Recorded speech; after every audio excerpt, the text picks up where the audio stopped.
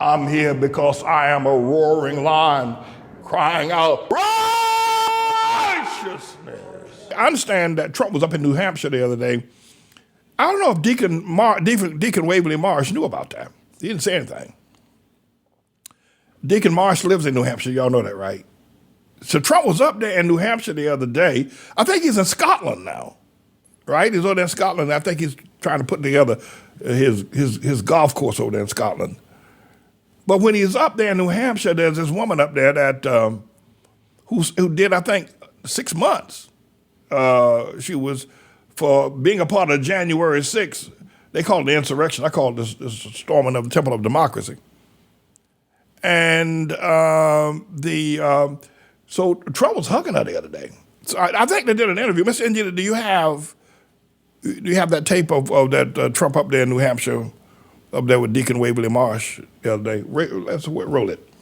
During a campaign stop in New Hampshire, former President Donald Trump appeared to deliberately embrace and comfort a woman who was convicted of resisting police orders at the Capitol during the January 6th insurrection. The same woman who was told NBC News that she thinks members of Congress should be executed and that she would like a front row seat to former Vice President Mike Pence's execution.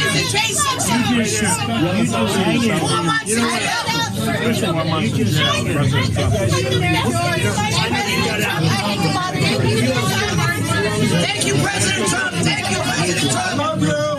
President Trump. I said, we love Trump. We love Trump. We love Trump. President Trump.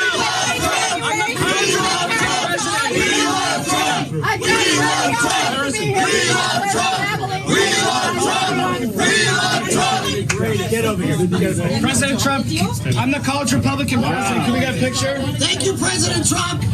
Where is NBC News correspondent Von Hilliard has more. Hey, Katie, look, the timing and these scenes cannot be ignored. They run directly perpendicular to each other. You have former Vice President Mike Pence sitting inside of a D.C. courthouse in front of a grand jury providing testimony about his president, Donald Trump's, efforts to overturn the 2020 election.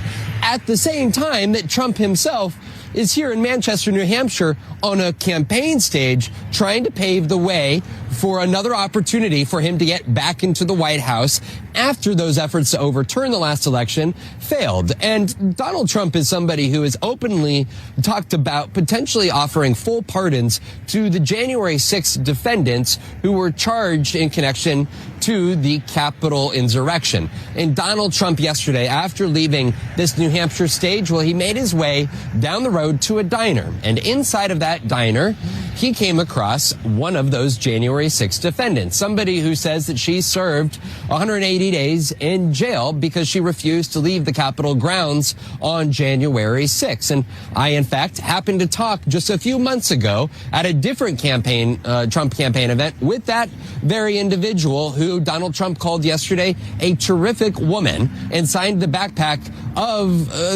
that she wore into the Capitol that day. I want to let you hear part of the exchange a couple months ago with that January 6th defendant that I had. Take a listen. Those were domestic terrorists inside our Capitol, and I'm going to prove it on my trial. Who were the domestic terrorists? Our Congress that's been stealing elections for a very long time. Our country's been under admiralty law since 1871. What should the punishment for those members of Congress be? Execution for being traitors. That's what our Constitution demands. Our Constitution demands that traitors in our nation are executed. And that's what should happen to each and every person that hijacked the voice of we the people. Is that something that you see actually happening? Yes.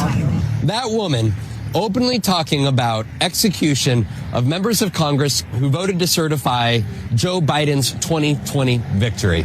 That is the woman who Donald Trump hugged as Mike Pence testified before a grand jury about the efforts to overturn the 2020 election, Katie. These scenes, they're hard to... You know, people love Trump. They was up in New Hampshire, say, you know, we love you, Trump. Okay. And I understand why. There is a deeper event going on. We're in the tribulation. Let me just break it down right down front, put it where y'all can get it. And that's why we see what's happening in America, that Humpty Dumpty is taking a great fall. And this great division that we see happening is because of the prophecy it's controlling.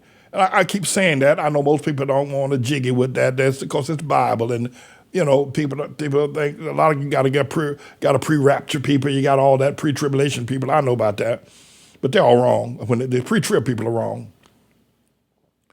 But we're in this process now, and that's why we see what's happening in America. And I think Bob Jackson sent me something the other day about the rise and fall of great nations. I looked at it, and he gave a couple of years. And America is right at the precipice of her fall. In terms of, if you compare America to other nations like Egypt, Rome, and United Kingdom and others, that America has run her course, and she's ready to fall now. And but we're in the tribulation. And the thing about the tribulation is that Jesus said there shall be nation against nation, kingdom against kingdom. And he didn't have to say they had to be in a different geographical location to be against each other. That nation against nation, you could have, people, the Republicans against the Democrats. We're living in the same on the same geographical location, the same soil, but we are diametrically opposed to one another. And kingdoms against kingdoms as well.